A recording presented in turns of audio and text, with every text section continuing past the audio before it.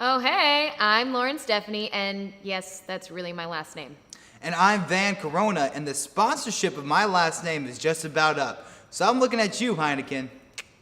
And just the fuck in, the world is still just as crazy as last time. You might have noticed that we're not at the desk. Frankly, we ran out of semi-professional clothing, so. And I had some new chest hair I was trying to show off. No? Okay.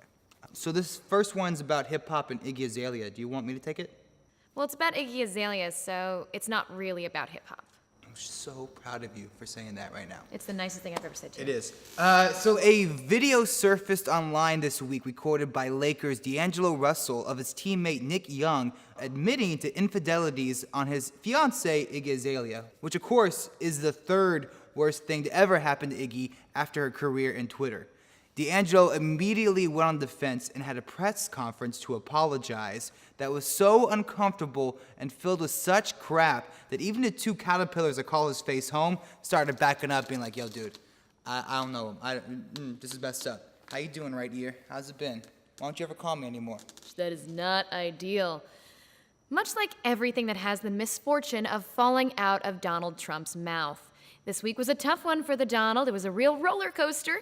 First, he says that women should be punished for their abortions, and then he says, no, just kidding, I only meant the doctors, and then he's like, oh, it'd only be once I'm in office. Which is it?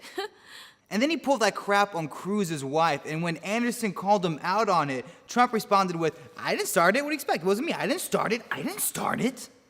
You know what, I'm just fed up. I challenged Donald Trump to a fist fight. Like a good old-fashioned fisticuff scenario where everyone's at a distance. We can be doing it in a boxing ring, or we can do it in the second arena from the Hunger Games.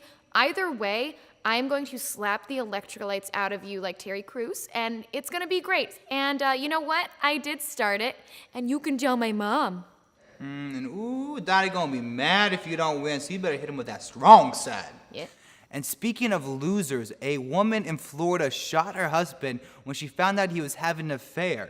Kicker is, the bullet traveled up his leg and got lodged in his testicles. Which, honestly, I don't think there's anything funny I can say to that. She's like the Annie Oakley of neutering, just pew pew. It's amazing how the bullet just knew where the central problem was and just stopped and went, we're done. Also, as a Mavs fan, Iggy, take notes. But the really big news right now is obviously the Panama Papers. Basically, this is a list of people that have offshore accounts and explanations thereof. Thus far, information is still coming in. And so far, $2 billion have been traced to Russia's own Vladimir Putin. And it's safe to assume that a good chunk of this change is going towards his calendar. Putin time in with you. And it's mostly just pictures of Putin riding around shirtless on horses, right? Oh, yeah.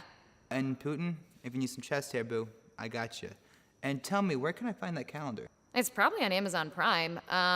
But you can also just scroll through his Instagram feed, and it's a lot of like fitness pictures and like creatine shakes mixed with like vodka and propaganda and limitations placed on society. And finally, Whoopee. You know, she came out with some Whoopee weed. Whoopee weed. Whoopee That weed. is the best branding I think I've ever heard. Yeah, Whoopee weed. I think all celebrities, honestly, should start doing some drug endorsements, I think. I think Lindsay Lohan has been endorsing cocaine on the DL for years. I bet she gets high as shit and just imagines the pottery scene from Ghost over and over again, and if you spark it just right, he's really there. Yeah, he's having a time of the afterlife.